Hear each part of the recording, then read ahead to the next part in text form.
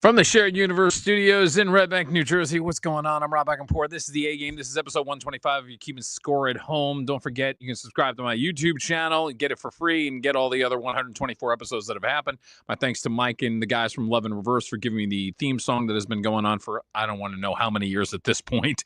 And it's taken a while to get this one down because I sometimes like to bring back people from my own past. As a matter of fact, Christian, if you scroll down on the photos, there we go. I think that would be photo number 7. It's the perfect way to bring her in. Not that one. The next one. I think that's it. There you go. The headbanger in chief is in the house. And when I say Queens of Metal on my modern Mount Rushmore, she's on it. So it's a perfect way to bring Jackie Kajzer and Full Metal Jackie into the building. Thank you very much. Yes, we go back to a little station, which we'll get into in a second. But how's life in LA, dear? Life is great, and I'm so happy to be here with you. And you've already made me homesick when you said Red Bank. So let's do this. I'm very excited to be chatting with you. Yeah. A lot of people don't realize that. I mean, if you listen to you listen to Full Metal Jackie on her many affiliates, and out of respect, Fresno, San Jose, Tucson, Phoenix, Denver, Reno, Salt Lake City, Albuquerque, Minneapolis, St. Paul, Milwaukee, Buffalo, Boston, Fort Myers. I mentioned them because the company I work for, Beasley Broadcasting, has 96 K-Rock, which is part of my company, so I mentioned them as well. And also in Atlantic City, hello, Paul Kelly and the crew down there. You're on 1037 WMGM down there. So I think I've covered all the bases that I can cover at this point. And yeah. I'll mention the LA station in a second. But getting back to my chain of thought here, we're talking about Jersey. I'll start here. WSOU, one of the most influential college radio stations probably ever. And 100%. Yeah, and both of us growing up in Jersey, we knew enough about so you are at Seton Hall, you get on SOU, and right there is that, okay, I'm hooked. I'm going to be doing this. This is what I want to do. Now, can I do it? Absolutely. I mean, WSOU is where I fell in love with radio. I mean, I grew up listening to WSOU, even back when it was like starting at like 6 a.m. It wasn't, 24/7. We were getting ready for school in the morning and listening to them signing on after the community, stuff would go on overnight. Right. But I, grew up on SOU and, was a metalhead from, birth or whatever. And then during my time of working at WSOU is where I just sort of got the radio bug. And when I graduated, I was like, I want to continue this. I mean, we got to work in state-of-the-art studios there. It was like $1 million studios. I was actually in the previous studios where it was like reel to reel, and it was like the old station. So like during my time there was when they moved into where stuff was digital.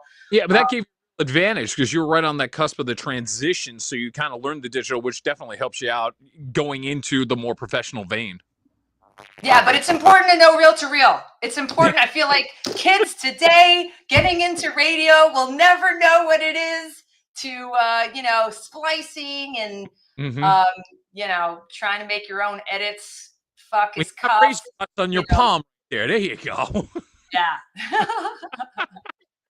But the crazy part of it is then you transition into the professional world. And Christian, give me the last photo here.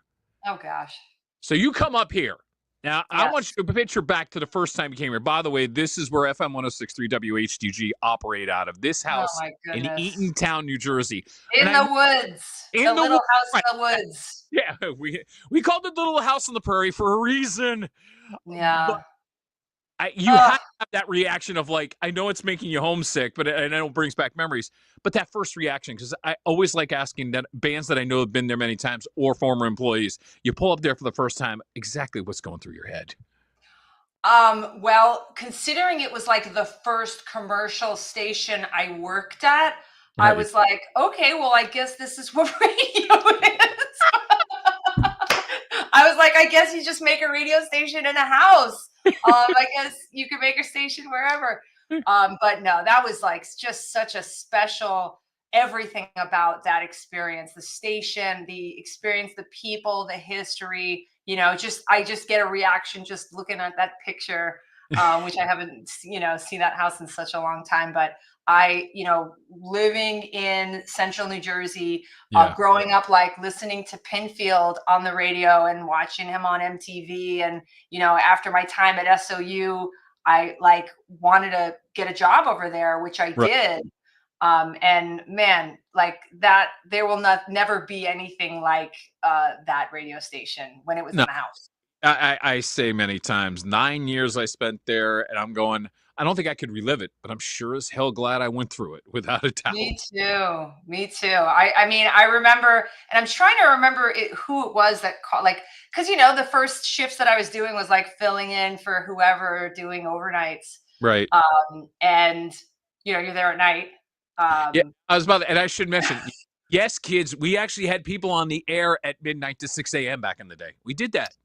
I have to tell you, and let me just get derailed here for a minute. Sure. The idea that when I talk to my programmer friends now who say that they have a difficult time getting their staff to show up, for overnights or weekends. I mean, it's not a thing anymore, but like, Right. I would hear from programmer friends saying, I happened to stop by the station to pick up my car because I had the van and I saw that my jock, voice tracked his last 2 hours, and and I'm like, I would have killed at any time to Yep. be on the air. Anytime I was asked, hey, could you fill in for? Yes. Hey, do you think? Yes. Like I said yes before I knew what day it was, what the hours were, how long it was going to be for. I did filled in for overnights and then went to a daytime job after happily for like a week. Yeah. And I loved it. So the idea that, sort of that love and passion for just being on the air, being live on the radio is not what it once was. Just, sort of hurts my soul a little bit. It's a tough adjustment. I mean, we've had the technology for a while, but I mean, that's how I got started. I mean, I was hired full-time overnights, getting in at midnight, staying there to 6 a.m. Sometimes And happy to do it, right? Yeah, I wasn't complaining. I'm like, and it should be known, any fans of Jackie, and she'll vouch for this. Your first radio station, you never forget. And there's other reasons why we don't forget that house, because not many places where you're going to go into work and you're going to see cat dander everywhere. And there's two little cats. Well, not two big cats running around the place. I think you and I mentioned, I posted a photo that I had from in the studio, and I don't know if it was, I think it might have been you who mentioned it. I mean, you have to remember when you'd move your chair to the cart deck and you get a little electric shock every time, like every single, right? You just prepare for it. You're like, ow. And that's the crazy part. You went from state-of-the-art SOU to what we had, which was, well, it was what it was. I'll say it that way. I mean, we were not technologically as advanced as other stations, even as we progressed through the 90s. I mean, we were happy to like, oh, we had CD players at work. We had a cart that that's a board. I'll say it that way. That's a board. We're happy to have that. But you know what? I wouldn't have changed a thing. Right. That Absolutely. place was just amazing, and it was it was a moment in time. Yeah, but it was an important moment in time, and I think you're a part of that history as much as anybody else, which is good, because I mean, when you look at what's come out of there, and the ironic, I will get to some of the other places, but you mentioned Matt before, and if I can get photo, I think it's photo 6, first one down there it is. Screwing me with these photos. Oh, Great photo of you and Matt. I mean, it's interesting the ties that bind with the two of you, because there's some interesting similarities here. Matt's done a book. You've done a book. Matt, of course, we know from MTV's 120 Minutes. You wound up doing a segment on MTV2's Headbangers Ball at one point. And now you're both at KLOS in Los Angeles. I mean, lovingly bizarre is the best way to describe that. Well, I've said it many times. I wanted to follow in Matt's footsteps. I really You literally did. have. I know, all across the country. No, but I honestly I wanted to be on HTG because Matt was on HTG, and I wanted to be a VJ because Matt was a VJ. And then he was a DJ at the Melody Bar, and I was like, well, I have to be a DJ at the Melody Bar, which I did. I was the only female DJ You're right. there, and I think I was one of the few that used CDs. I'm sorry, they all used vinyl. I had CDs. I'm sorry. I remember that was a thing, but yeah, and just being able to work with him out here and call him a friend now is just it's really amazing. I mean, that guy's one of a kind. He really is. Without a doubt, he is. Did he Yeah. give you any advice when you? Yeah, I'm sure he found out you were going to do Headbangers Ball on M2 when you did it back in the day. As a matter of fact, Christian, it is all the way on the right, second row. That one. Glad you're not finding any like childhood photos. I mean. No, I like I said, I figured just bringing out the radio station from back in the day would be enough.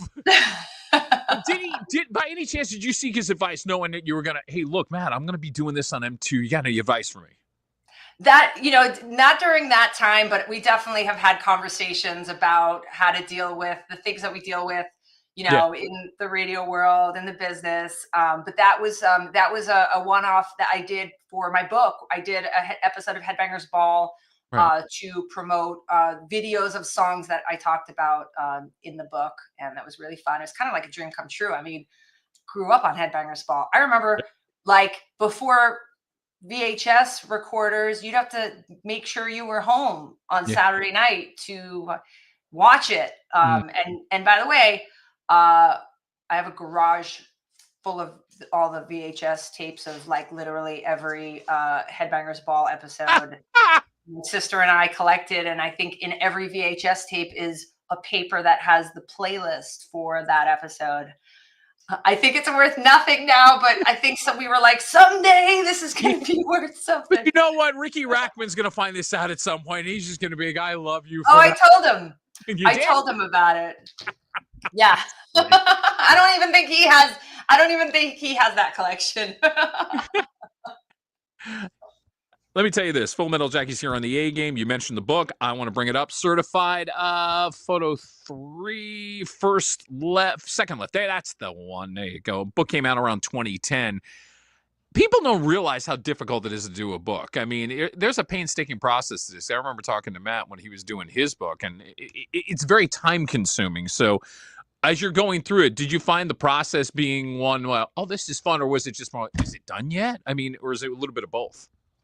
I think that anyone who tells you that writing a book is fun is just lying to you because it's a lot of work. And, but I'm glad that I did it. And it was a really fun process. And I mean, I chose to delve into lyrics of songs because doing my show for as many years as I have, I've played many songs that were never meant to be on the radio. So there was never, a lot of songs didn't have the radio edits. Mm-hmm. So I made a lot of radio edits. And like, I'm not a pro at it. I've tried my best to not butcher songs, but there were some songs that I'm like, I know there's 3 fucks in this, but God damn it, I really have to play this. And so I would, make my own edits. But, when you do that, you have to be all about the lyrics so that you make sure you're not accidentally airing a song that has profanities. But that's sort of what made me start it. And by the way, when you look up the lyrics for some of these songs that you've been singing for years, you come to find how wrong you are, and it's pretty comical. How many do you remember that you were going, oh, I really like all of them. I mean, even still to this day, sometimes I still sing some songs wrong. Sometimes it's more fun to sing them with the wrong lyrics. Yeah, I think my Christian and I, my engineer Christian Cordes is doing the same thing. Yep, it's true. 100%. But yeah, it was. I mean, listen, it was a lot of work, and it's if for the people who are writing a book and make that their full-time job for that time, maybe it's a different thing. But when you're also, I've always, since I can remember, had like 19 jobs all at once. Right. So that was basically another full-time job. So it was a lot of work, but I'm really happy that I did it, and I was pleased with the results. And actually, they're doing a anniversary edition, so the book's going to be coming back out again and reprinted. So that'll be coming up soon. Fantastic. So we can look at that on Google Books and Amazon and all the places you would get your books. Yep. Fantastic. I expect an autographed copy. That's all. Of course. Thank you very much. Hard work. Obviously, working at KLOS, doing Full Metal Jackie, and any other things that you're doing. Because, I mean, you're kind of juggling a bunch of different things to kind of, like a lot of people have this thing where it's like, oh, my God, you're a syndicated radio host. You must be making tons of money. I'm like going, calm down. I'm very happy with what I do. Well, let's put a spin on this. And to your credit, you're right around about 100 stations that have picked up the show, which is fantastic. But the business of it, I don't think a lot of people realize it's about having the sponsors that are putting the commercials in so you can keep the show going, and it is about getting the radio stations to support it and having them be able to sell it so they can keep it on the air. Right, of course. I mean, it's different. Some of the stations have a deal where they have their own sponsor, and then some stations have it where they pick up commercials. I leave the business side to the syndication company with I'm not out there chasing commercials. I feel bad for the people that have to do that because I know how hard that is Right. to relieve people of their money that they don't want to give to you. But I.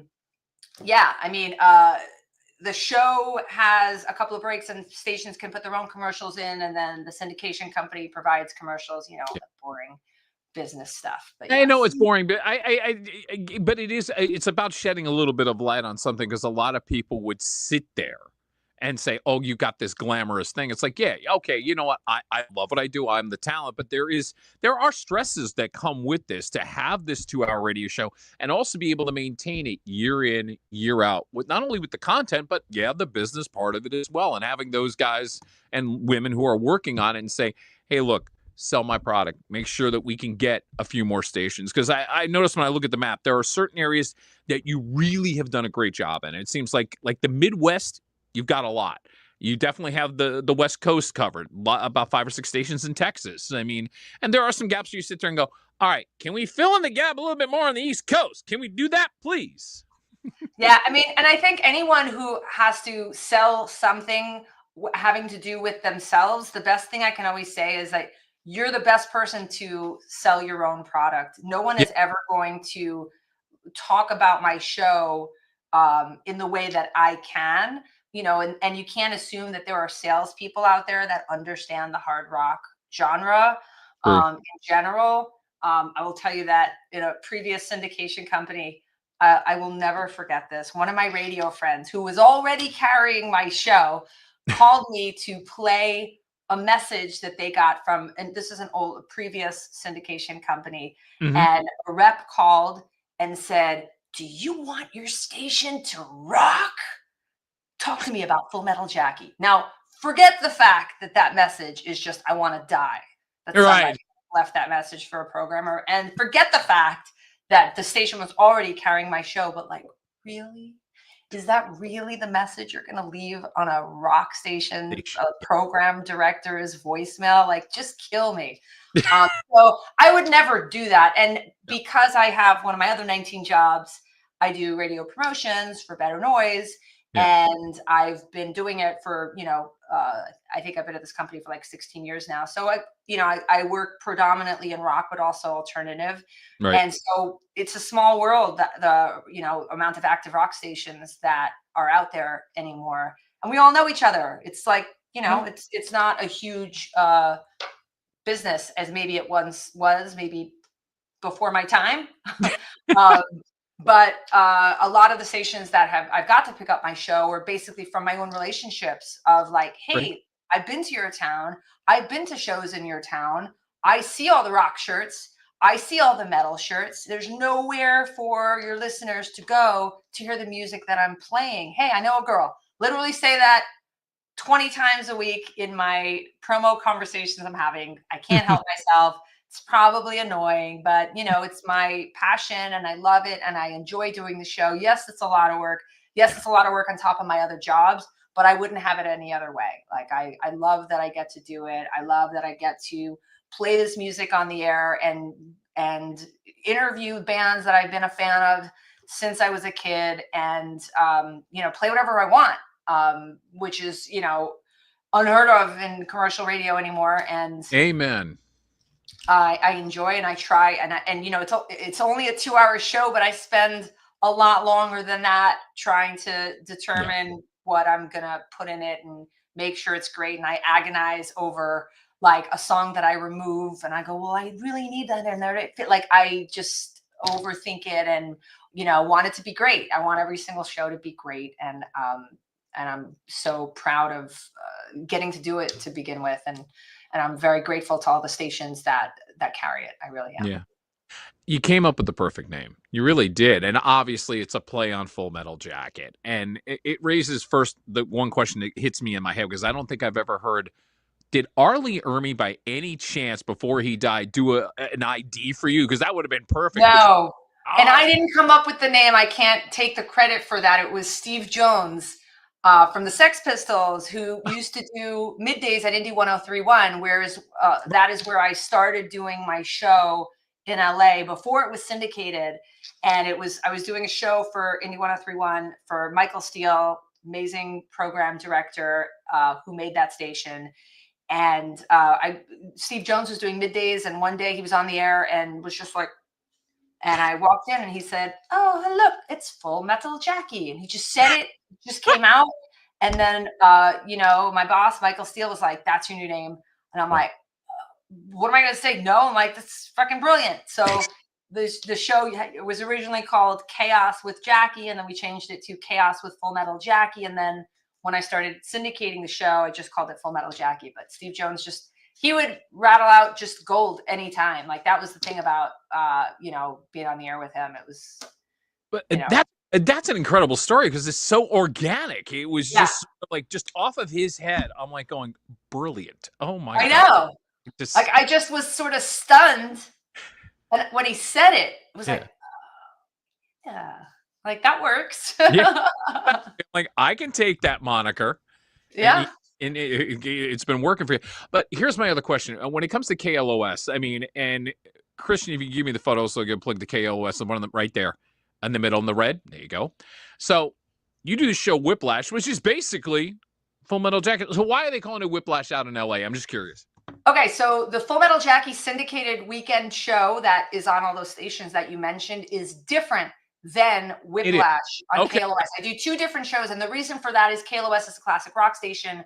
Right. And, when I first talked to Keith Cunningham about doing my show at KLOS, he's like, "I want to do a show here, but your show is like, it's too heavy," right? Okay. Because it is. It's right. Heavy, and it makes sense, at Active Rock. But it might be a little too much. Would you consider doing, a show just for KLOS? And I'm like, yes. Let me think about it. Question. Yes? Wait a minute. So that the Whiplash show is more like hard rock and metal. So I don't go as heavy as I do on the weekend show. And also the weekend show, I really don't play active rock because everybody gets to hear active rock during the week on those stations. Right. But on KLOS, you're not hearing, what's going on at Active Rock. So yeah, I'll play Metallica and Pantera, and I'll sprinkle in some Slayer, and I try to go back to the KNAC days, and I'll throw in some Shotgun Messiah. Yeah, I said it. Yeah, I said it. And whatever. But I'm also throwing in the Godsmack and the Volbeat and bands like that, because there isn't really another place to hear that in LA, because there is not an active rock station here. So yeah, it's a completely different show. Yeah. It's interesting because I listened to some of these bands that you're mentioning, and now being a part of 95.9 The Rat here in Jersey, and from living in Jersey, it's a very different element that a rock station like ours wouldn't necessarily work in any other place in the country, because we are the station that's playing Volbeat on a regular basis. We have played Pantera, just gave away tickets, as a matter of fact, when I was filling in the afternoon recently. It's little things like that that kind of make this is where, from growing up in Jersey, you can defend this point. Jersey has a big time metal contingency, not just because of SOU, but we'll take it one step further. One of your alum, Missy Colazo, CEO, Megaforce Records, and that whole crew who embrace the Obridge militia and everything that is metal. So the culture has been cultivated for so many years in Jersey, and I don't think the rest of the country understands that about Jersey.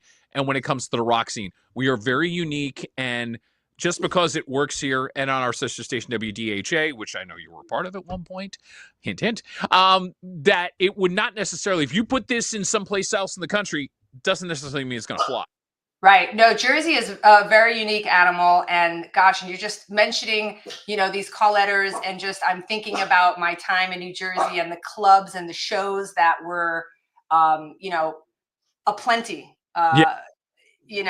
between, Jersey, New York. I mean, man, there was a time, and it's like Thursday, Friday, Saturday, Sunday, there was always something going on. Like, you remember, like, getting stamps. You ran out of places for the stamps. True though, it's so true. Yeah. But you're right. I mean, Jersey is its own animal, and I don't think you can take what's going on at the Rat, for instance, and go place it, someplace else. But that's what we love about Jersey, It's true. It's been such a unique honor to have lasted as many years as I have. I'm a fossil now, but the fact that they still allow me to be like, here, go on the air. I'm like, yeah, sure, no problem. What am I playing today? Gee, what a surprise! I'm playing that. Okay, let's go. You mind if I let my dog out? He's barking Go at me. right ahead. I'll do a couple of plugs while you're doing that. Do some jokes. Yeah, no. Jackie Kajzer here on the A Game. Full Metal Jackie is her syndicated show that is heard across the country and closing in on 100 radio stations. So once again, let me give props to Fresno, San Jose, Tucson, and Phoenix, Arizona, Denver, Reno, Salt Lake City, Albuquerque, Fort Myers, Minneapolis, St. Paul, Milwaukee, Buffalo, Boston, Atlantic City. And if you're in those areas, find the show. It is unique. It is rocking. And it does bring me to one last question before I get into my random shot segment. You can clearly define this. Not everybody could. Metal 2025. What's sort of the line of demarcation, or are the lines more blurred than ever before as far as the difference between, let's say, a hard rock act, an alternative act that kind of leans, whether you want to call it heavy punk, industrial, whatever you want to call it, and metal? Where's that line? Well, it's funny that you mentioned this because I was recently, my parents emptied out their garage and they were like, hey, you remember all these Metal Edge magazines that you were saving in this bucket? I'm gifting them back to you. So I have all my old Metal Edge magazines, which I looked at all the covers, and it was all hair bands, right? From the time when Metal Edge was around. And you remember they were calling it metal at that time. So like the term metal has been so broad over the years of what you would consider, like, people who don't listen to metal will be like, oh, Shinedown and Godsmack, that's metal. The metalhead heard you say that, they'd, punch you in the mouth. But what I think the problem is with the genre is people being like, no, like that's not metal enough. Or like people getting mad about Ghost and Sleep Token. Like people getting mad about a band that is selling out, arenas in seconds because they have a sound that, it's not metal enough for them. So, I can't define for you what metal is in 2025 because it's broad. And, I'm excited about the Sleep Tokens and the Ghosts and this President band that's coming out, because I think we need to broaden our minds about what the metal genre is. And we shouldn't be so like, oh no, you don't belong in this category. I think we need to be a little bit more welcoming, and maybe, and I've brought this up before. I think the fact that we can't in the metal world even agree amongst each other what's metal enough is why the metal genre is not taken seriously. We're like, oh, why aren't we shown on TV during the Grammys? Why aren't we, getting representation at the Super Bowl? I mean, shit, the Olympics, it took the Olympics in France to put a French metal band. Did you see that? Did you see Gojira? I had tears in my eyes. Honestly didn't know who they were until I saw those. Unbelievable. I'm just, but the point is, it's so hard to define what that line is because it depends on who you ask. Right. And I think we need to be a little bit more flexible on that and welcoming, because shit's changing, man. Mm-hmm. I don't know where any of this is going, but I think we need to just not be closed-minded about something that might be a little different or might be a little new. Everything can't continue to sound exactly the same for forever. Well, you mentioned a band like Ghost, and I think that's a great example because it's like you could have parlayed on all of a sudden, here's a band that's winning an American Music Award. And then that may be considered blasphemy in the world of metal, but it's like, here, you're getting some television time like the Grammys weren't offering to you. Now we're getting it on the AMA with Ghost. Ride that coattail, ride that and say, hey, they're a part of our world. Maybe you should pay more attention to our world. Yeah. I mean, how do you feel about like Sleep Token, for instance? It's a good question. Well, Well, Sleep Tokens is it's another, it's another band with masks because there's this Yeah, whole thing now, between Ghost and Sleep yeah. Tokens, this other band. It's an interesting and exciting time for new bands that are popping up. But it's also begs the question, not that I think any of those bands are using AI to make their music, but man, like what is going to happen to these genres when people start to realize that you sit there in AI and go, make me a metal song that sounds like this, that has these themes. I'm afraid for artists and what's to come with how easy what's happening with AI out there. But again, not that I'm saying that any of those bands are doing that. No, you're just. I get the point that you're making because of technology being as advanced as it is. Somebody could just go and do that, and then all of a sudden you sit there and go, "All right, how organic is our format now?" And that's the double-edged sword with AI. It could have a good purpose, but in this case, that's a bad purpose. I'm sorry. I'm going to say that's. Right. No, I agree. I agree. It's All right, free Jack. time. Yeah. I'm gonna flip over and get into random shots. This is where I basically take what I know about the lady and come up with some questions. But I kind of Lady? tie the Which lady. lady? Where's Oh, she? that's Oh my me? god! How dare Okay, I sorry. call you a lady? I'm sorry. You call it a lady. The ultimate rock chick. Thank you very much. Okay, part of this I'm dedicating to Black Sabbath because you just did a Black Sabbath special for your fans, which I thought was a great thing to do. Very timely, made a lot of sense. And like everybody else, whether you're a metal fan or a rock fan, you've either watched it, you bought the stream, or you've been going on YouTube and catching clips of this. And from I got to get the one photo up. First row on the right, I believe that is her with the man himself. On top, on top, on top, on top. That one. There you go. Oh, yeah. Gotta get a good photo of Ozzy up here. Come on. Before I even get into the questions, there was one thing that I did notice where I think Ozzy was in love with the moment, petrified of the moment, and I did notice he was shaking a little bit, obviously because of his medical condition. But there was something kind of, I hate to say, inherently sad about it because you get this feeling. Here's a guy who would love to continue to do what he does. He can't, but he embraced the moment. But there's still that unheralded, this is the last time we're going to see him. And this is the last memory you're going to have if you watch this performance. Am I wrong to say that? No, look, I mean, he's ill. Yeah. And the fact that he performed in the way that he did, considering his condition, I mean, look, I didn't know what to expect. None of And I watched the stream with, a few people. And when he started singing, we were like, oh, all right, he sounds good. Like, I think we're going to, 'cause, you didn't want it to be a bad performance.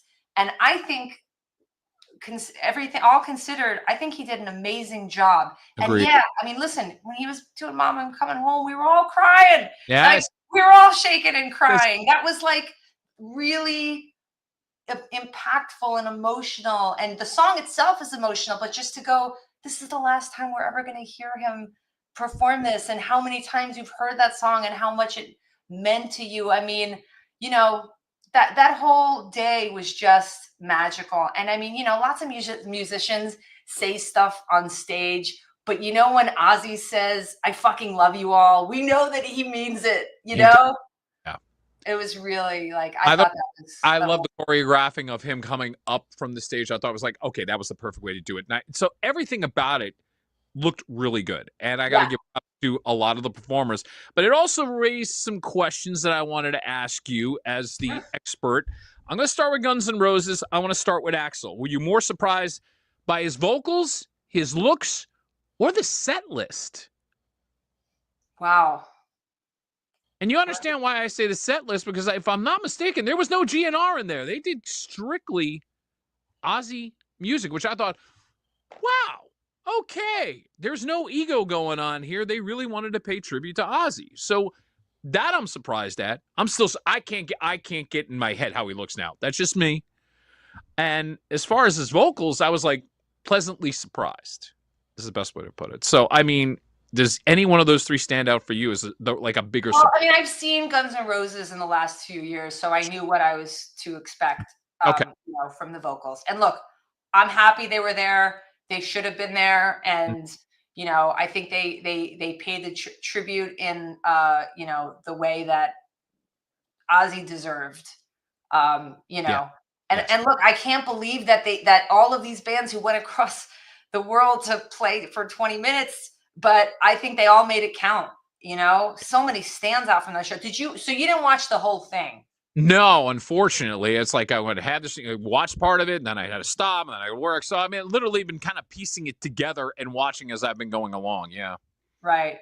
Well, I mean, highlights for me from it, and I don't know if you've seen any of this, but like obviously, like Lizzie Hale, only female performer of the day. I think they were great. Lamb of God was like the heaviest performance of the day, and like they did Children. No doubt about that on Lamb of God, no doubt. Yeah, they were great. And I think Brandy threw his shoes out in the crowd, which is fucking metal and great. There were these awesome super groups. I mean, we saw Jakey Lee, like that was like really amazing. And Nuno was out there with Adam Wakeman and Mike Borden. So that was cool. Young Blood doing changes. I mean, did you happen to see any of that? Like that's one I haven't seen. I gotta see that. That was really a standout for me. I mean, he's like, he's having a really cool moment. Gojira did the Olympics song that we talked about, their Olympic performance, and they had the opera singer out there, and that was super great. I mean, Tom Morello did such an incredible job music directing this entire day. Like, I feel like there was what he pulled off. Absolutely. So much thought put into who to put with who and who to sing which songs. And Steven Tyler, I mean, I think we were all like, whoa, like that was unexpected. And he was unbelievable. That sets up my next question in Random Shots without even it. Looking at the fact that Tyler performed, did okay, better than okay, and knowing that the band kind of said, we can't really do a full tour, does the band start to think after what Ozzy just did, maybe this is the next way to do it, to say goodbye, maybe turn it into a Netflix special, do one last show, let everybody buy the stream for, say, $29.95, and here you go?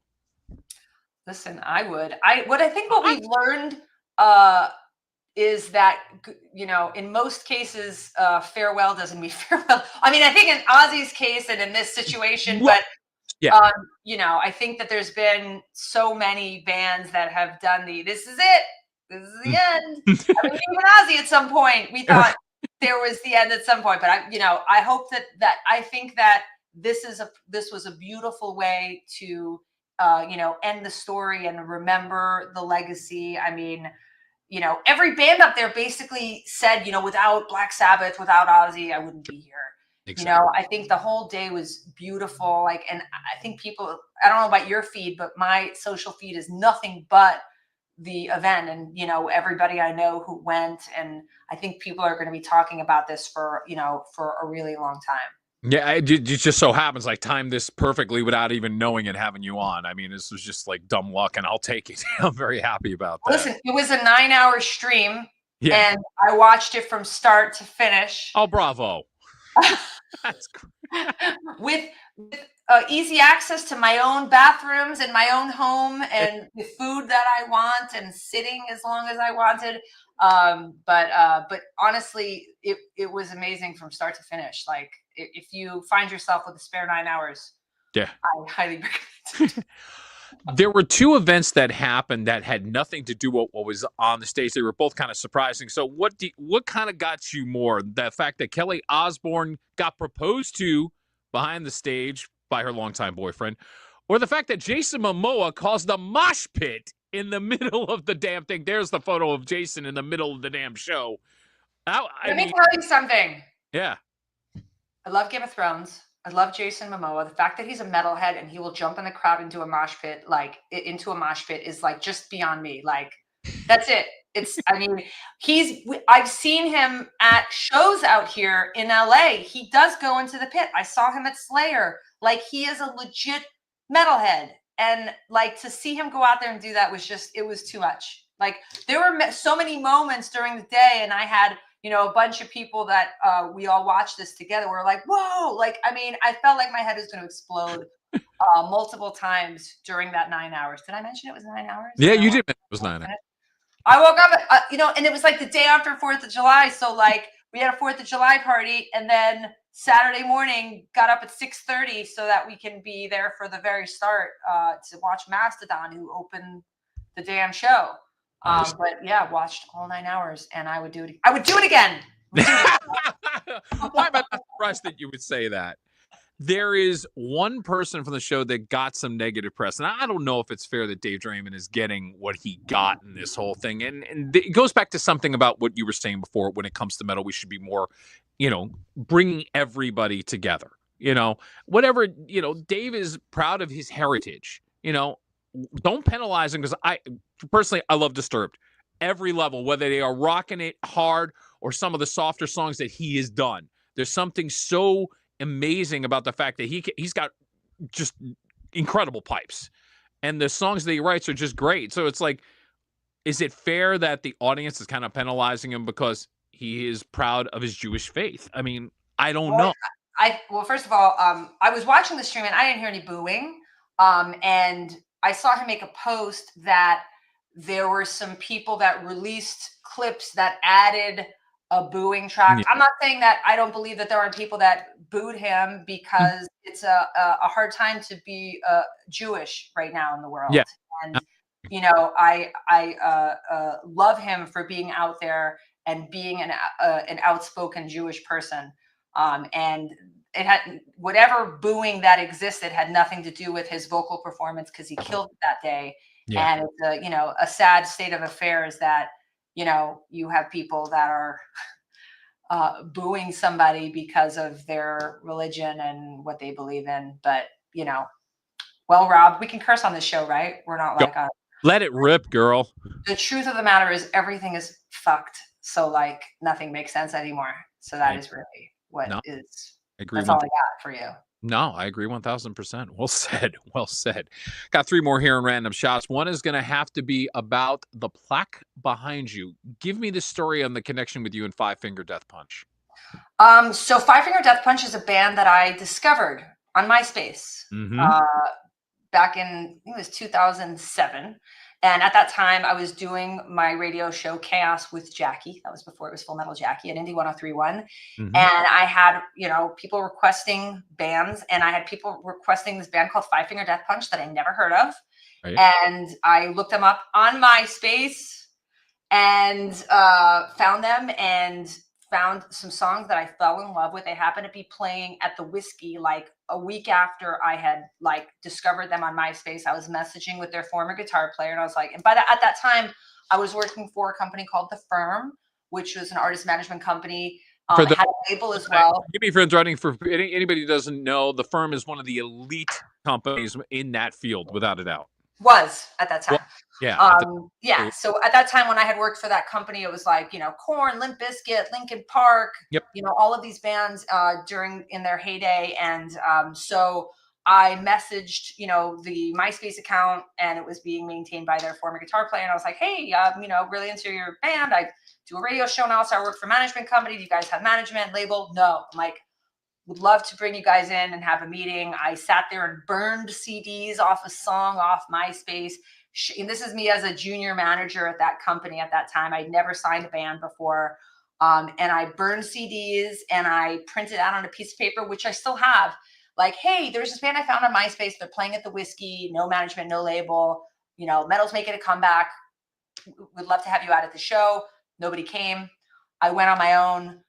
They were amazing. And I was like, came in that Monday and told everybody about it, how to really shake some folks and go. There was guys in the band that were in some former bands that had some success. And I thought that the live performance was incredible. And I managed to get another showcase at like the Roxy. And I got everybody down, and we ended up signing them for a management and label deal. They begrudgingly did it. But I look, as a young junior manager, I had never felt so strongly. It's not like I was every week going, oh, this is a band we should sign. That was the first time I really stuck my neck out and was like, because we used to have meetings and they'd go, oh, I remember when we passed on such and such band, and they'd bust chops for whoever was that person that passed on a band that ended up being, a big band. I go, this is going to be that band. I assure you. So if we don't do this, you're going to be making jokes, and you guys are going to be the ones that I'm going to remind that you said no on this. And so ultimately we, signed the band. I was starting out, sort of doing early radio promo at that time, put them on the Family Values tour because we had Korn and that was their tour. Right. And I went on the road with them and made every radio programmer like drag them to the second stage away from like another band during their performance, because they were playing during another band's performance, and left every market with the ad for a band called Five Finger Death Punch. Many people told me at that time, you know, hey, keep your day job. Don't hang your hat on this one. And I'm like, you are wrong.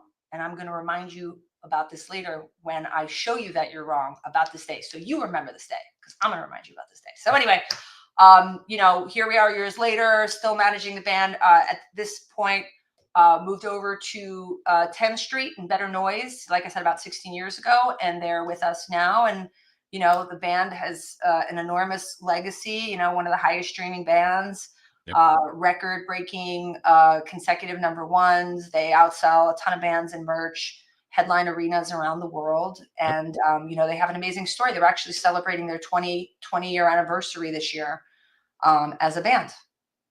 So, That's got, in a weird way, it's got to make you feel like a proud parent to kind of go, that was my baby. And it really took off. Yes. I am a proud mama, I guess. Sounds really weird. Yeah, I know. It's kind of weird to say, but you get the analogy when I say it that way for sure. Yeah. All right. 2 more to wrap up here. I'm going to go here. These are 2 bands that have ties to New Jersey, but I think they're both severely underrated. Which one is more underrated? Monster Magnet or King's X? Oh my God, that's such a tough question. I was about to say, the other answer being, Rob, you just asked one of the most unfair questions you could possibly ask. So unfair. Do I really have to pick one? It's so hard. I love Monster Magnet, and I really fucking love King's X so much. And I feel like every time I play King's X on the radio, and yes, I am the only person playing King's X on the radio in Southern California. And I feel like every time I do, I always say underrated. You know what I mean? Because I feel like they never got the appreciation for how amazing a band, how well thought out everything was. By the way, a band that I remember discovering during my like growing up listening to WSOU when they used to turn on at 6 a.m. I think that there was like a King's X song that was a favorite song that would open the station for the day. That got me like, you know, as a young kid and, you know, whatever, 8th grade, knowing who they were. And considering Jerry Gaskill has been living on the Jersey Shore for quite some time now, and I actually saw him recently. I'm trying to remember what show. Oh God, of all things, it was Living Color opening for Parliament Funkadelic, and oh my gosh, yeah, it was wild. And then, you know, he's become a New Jersey guy without a doubt. And oh, by the way, King's X is playing in August in Red Bank, a place you love to be. And the reason I bring up King's X, not only because I'm a big fan, I think I've been roped into hosting that show, so I'm looking forward to that.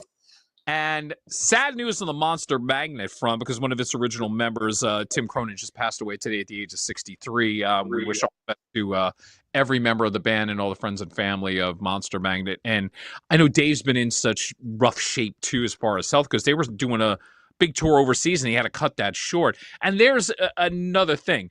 How is it a band like them became so embraced? And I understand in Germany, metal does rule over there, and in certain parts of the German in that European bloc, there have been bands like Magnet who have gone over there, have become megastars, and then they come back here, and it's like almost like chirping, like going, how I think the Euros really appreciate their metal a lot more than America and Americans do. Like if you've ever been to Europe to any of these metal festivals, I mean, you can even if you haven't been and you look at the lineups that we would never in a million years have here. But that just goes back to one of your earlier questions about, you know, what is metal and where are the lines? Well, I think like the Europeans don't care about a line.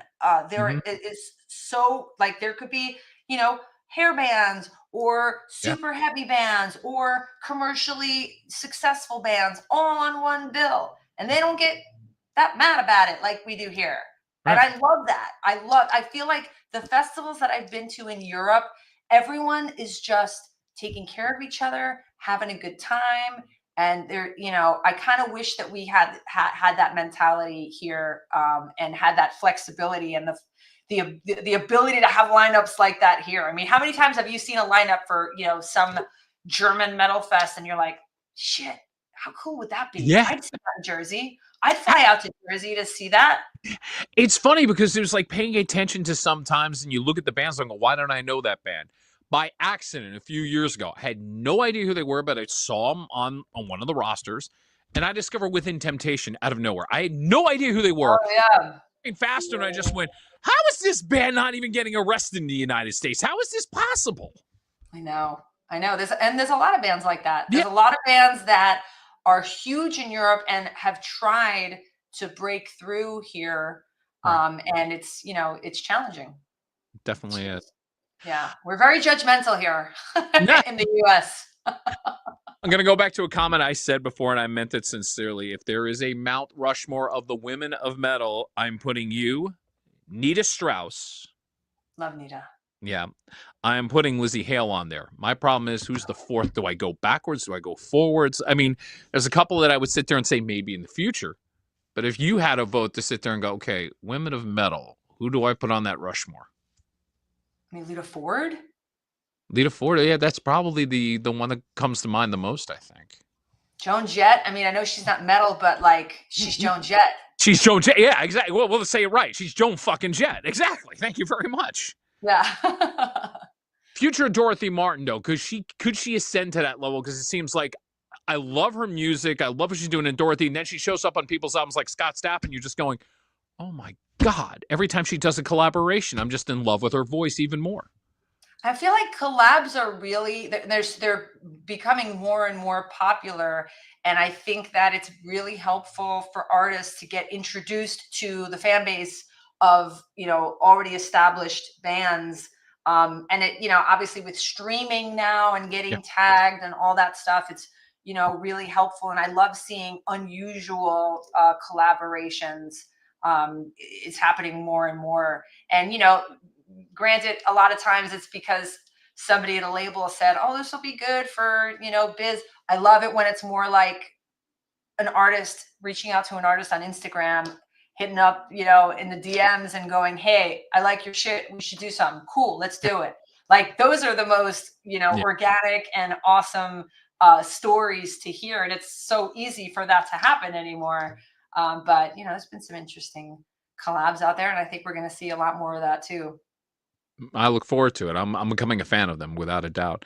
One last photo as we wrap up, Christian. Oh my gosh. Is this the childhood photo? Or did you find a photo of me when I was 9 or something? This is a promo photo. That's all this is. There you go. Full Metal Jackie being heard across the country. Check out your radio stations. If they don't have it, then maybe harass them for it. And I say that full well that I work at a radio station that does not have Full Metal Jackie on it. And it's a Jersey girl, no less. I'm not calling out my bosses because I don't want to get in trouble. And Can I leave you off with a good rat story from when I was at HTG? Oh, that would be great, please.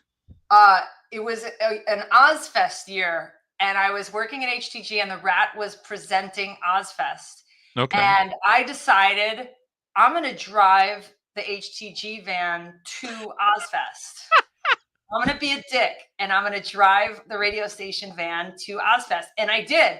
And I tried to park it in a very prominent spot. I was like calling in to the station and telling them what I was doing. Right. And I remember cops getting there like, oh, you can't park your van here. I'm like, this is my mode of transit. I was very indignant. I was just like, this is how I got here. I have a ticket. I'm allowed to be here. You can't, and I'm like parking it at and so that everyone that's walking by is going to see the van. I felt like I was, because the rat was like, it still is, it was a big station. I felt like I was like winning something. I felt I realize now it's like a dick move, but at that time I felt like I was like, yeah, all these people are going to see the HTG van. And I think I was at some point they ultimately were like, well, we're going to tow this van if you don't. Oh no! Van. But I did get it there, and it did have visibility for like a while, and I was really proud of myself. But sorry, Carl. Yeah. This may explain why Carl Kraft does not put Full Metal Jackie on the radio station. I'm sorry. Shit, that was a long time ago. Yeah, I know. It's funny because I will defend you because Thank you. for people who don't know, I think in the 90s, there was a mentality that most of us will look back on and just go, yeah, I was being a dick. And the funny thing is, we have a mutual friend in Rock and Robin Lane who was an institution at 95.9 The Rat from day one. When I came in there almost 3 years I ago, love Robin. yeah, Robin was honest enough to say, I wasn't sure if I was going to like you. And the thing about it is how we got introduced. She's telling a story about, I was a dick. I'm full announce. I semi remembered it and I'm turning red. And I just said, Robin, for God's sake, I don't know if it's too late, but I humbly apologize. There was no reason for me to be such an asshole. I just started to believe all the shit that was going on in radio wars back in the mid to late 90s. There was no reason for it. Hoping you accept my apology.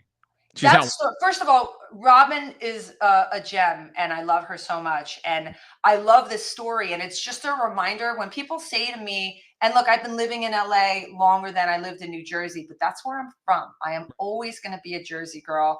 I will always have the East Coast mentality, the East Coast work ethic about me. That's why I feel like I've been able to be successful, because Jersey people work fucking hard. Yep. When people go, well, what do you miss, about New Jersey? I'm like, obviously I miss family. I miss going down the shore. But what I miss mostly is people being real to your face. Yeah. And going like, you know what? Like, I don't fucking like you. And that's okay. Everybody doesn't have to like each other, because out here it's like, oh my God, hi. And everybody hugs. And then when you're not around, I'm like, I don't fucking like her. She's a bitch. Like, I'd rather you tell me to my face. I miss that. We don't all have to like each other. Like, that's, we weren't all made to like each other. It's just like, be real about it. So you just encapsulated in that story what I miss about New Jersey is people being real, and Robin going, I didn't like you, or I thought I wasn't going to like you. And I love that. I love that about Robin. I love that about Jersey people. We're real and we'll tell it to your face. Amen. And it's always good to have somebody from Jersey on like you. I know it's about time. Glad we did this. Thank you for agreeing to do it. This has been a blast, by the way. So thank you. Thank you for having me. It's an honor. I appreciate it. No problem. Full Metal Jackie is the show. It's on for 2 hours. It's somewhere around the dial, wherever you are living. Find it. You will enjoy it, especially when it's a hodgepodge of everything that is metal. No questions asked. That's a wrap for tonight. I'll be back, I think, next week, right around the same time. So until then, for my guests and the lovely Full Metal Jackie herself, I'm Rob Acampora. Take care of yourself. Have a great week ahead. We're out.